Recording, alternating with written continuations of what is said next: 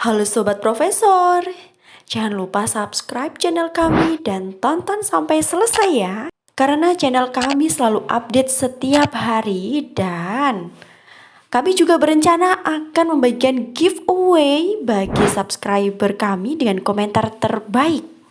Langsung aja yuk simak videonya.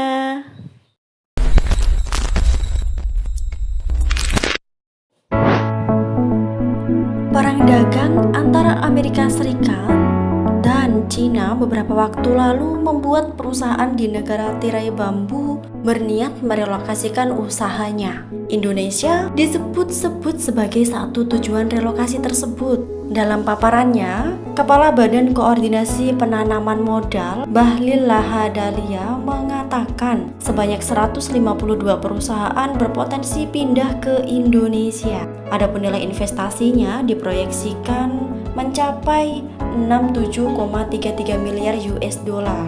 Dia mengatakan dari 152 perusahaan, sebanyak 16 perusahaan dari Cina direlokasi di Indonesia.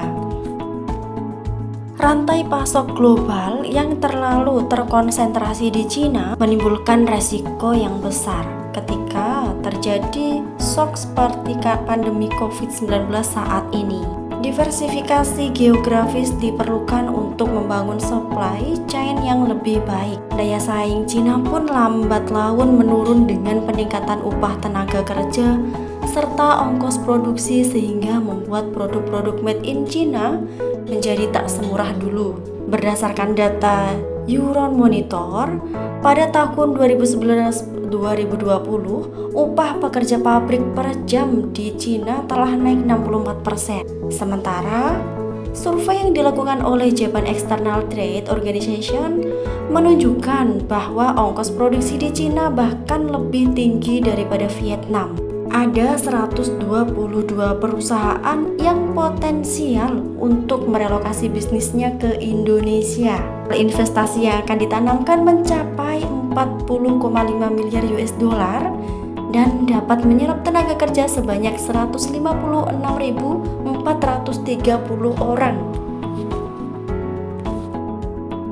Sebagai informasi, BKPM mencatat realisasi investasi yang masuk ke Indonesia sebesar 611,6 triliun hingga kuartal 3 2020. Realisasi itu mencapai 74,8% dari target investasi tahun ini yang sebesar 817,2 triliun rupiah.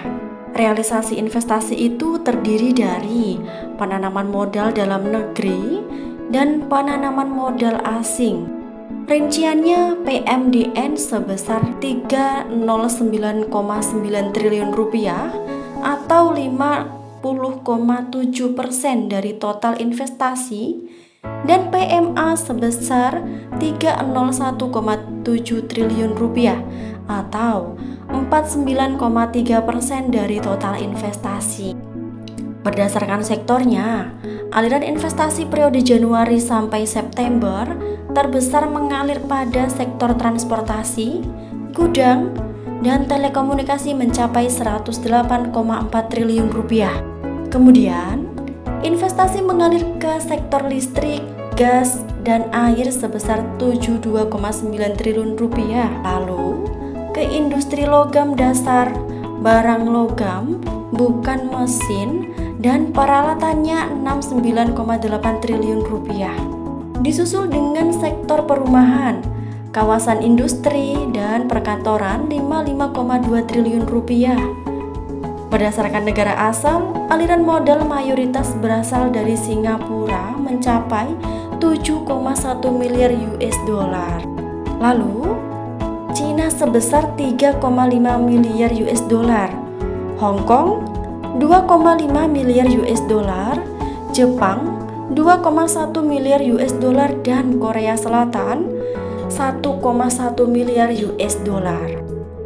Dengan hal itu, tentu industri akan membawa dampak positif bagi Indonesia karena membawa investasi dan membuka lapangan kerja baru. Penanaman modal asing juga memungkinkan perusahaan dalam negeri untuk mempromosikan produknya ke pasar internasional. Telah terbuka akses ke pasar asing. Perluasan perdagangan ini pun bisa menjadi alat untuk pembangunan ekonomi suatu negara, meliputi nilai masuk dan keluar saham, serta aliran modal dan pendapatan dari negara mitra maupun industri sob.